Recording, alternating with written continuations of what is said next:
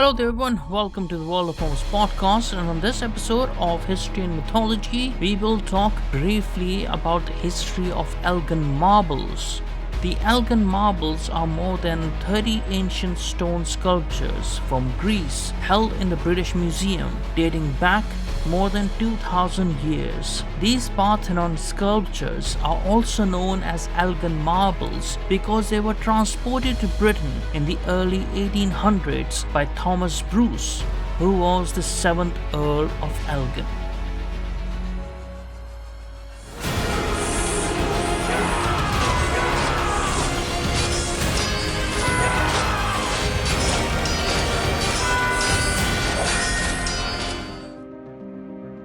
So first, let's talk about who Thomas Bruce was. Thomas Bruce, the 7th Earl of Elgin, was born in 1766 in Fife in Scotland, and he died in 1841 in Paris, France. He was a British diplomat and art collector, the third son of Charles Bruce, who was the 5th Earl of Elgin, and he succeeded his brother William Robert, who was the 6th Earl in 1771 at the age of 5, entering the army in 1785 and rising later to the rank of Major General. Elgin, or Thomas Bruce, began his diplomatic career in 1790. He was the envoy at Brussels in 1792 and at Berlin in 1795 during the first phase of the war against revolutionary France. He was appointed envoy extraordinaire at Constantinople, now Istanbul, in 1799,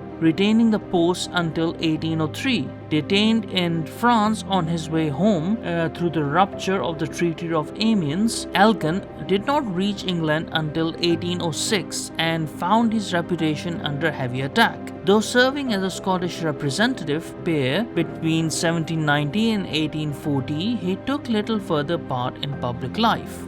The objects were removed from the Parthenon at Athens and from other ancient buildings and shipped to England by arrangement of Thomas Bruce, who was, as we said, British ambassador to the Ottoman Empire at that time. And the region in question at the time was under the Ottoman Empire, the whole of it, and although what we recognize as Greek civilization dates back centuries, it was never a unified country, and the Greece that we know today gained its independence and formation in 1830. The Elgin Marbles decorated the walls and grounds of ancient temples and show scenes from Greek history and mythology. Biggest stretches for 75 meters, showing a procession for the birthday of the goddess Athena, while others feature gods, heroes, or mythical creatures.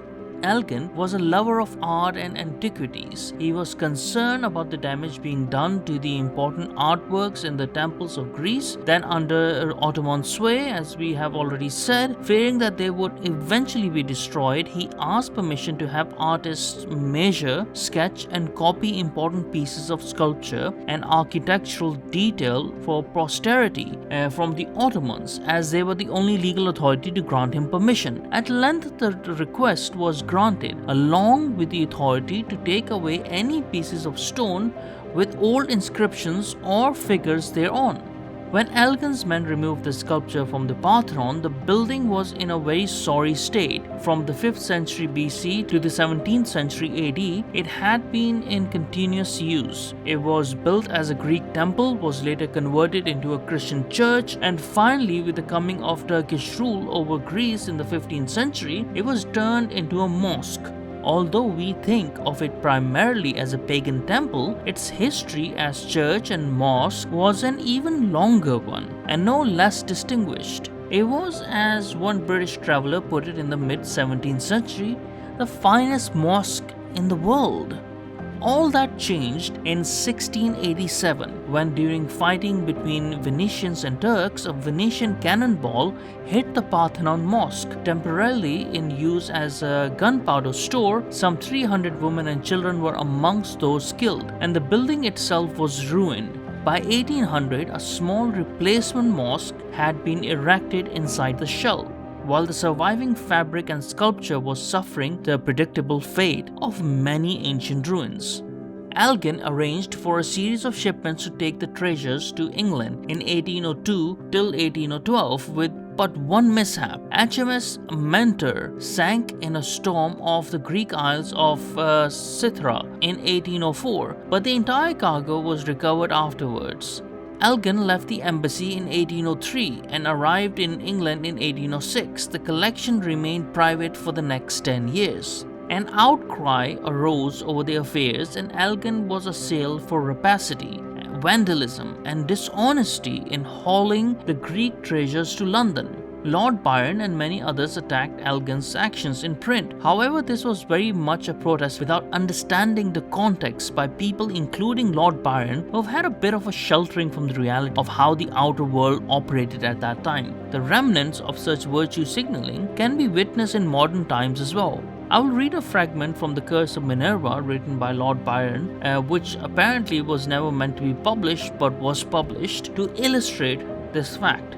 Mortal, 'twas thus she spake, that blush of shame proclaims thee Britain, once a noble name, first of the mighty, foremost of the free, now honoured less by all that least by me. Chief of thy force shall Pallas still be found. Seekest thou the cause of loathing? Look around. Lo, here, despite of war and wasting fire, I saw successive tyrannies expire. 'Scaped from the ravage of the Turk and Goth, thy country sends a spoiler, worse than both.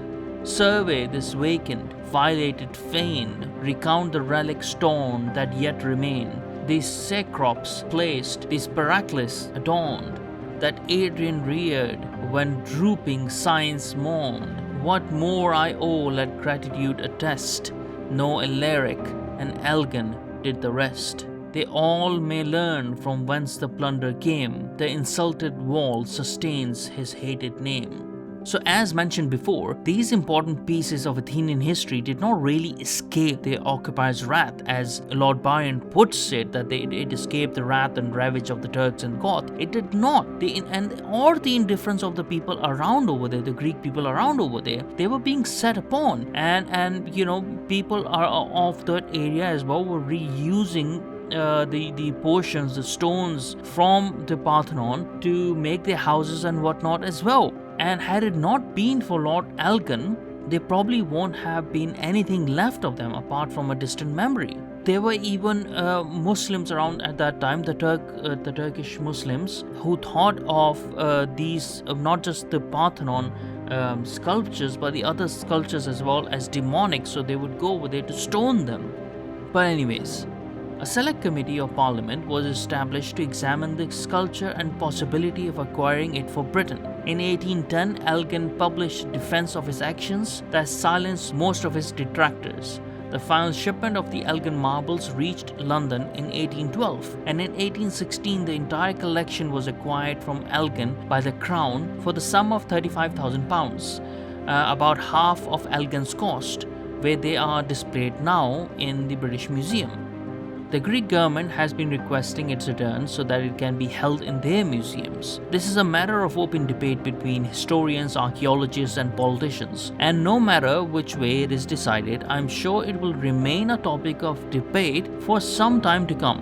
I discussed this topic in detail along with the controversy surrounding Lord Elgin and the many accusations made against him with Dr. Mario Trabucco della Torretta. Dr. Mario is a classical archaeologist trained in Sicily and Athens. His expertise covers classical Greek architecture and sculpture, ancient Athens and the Elgin Marbles.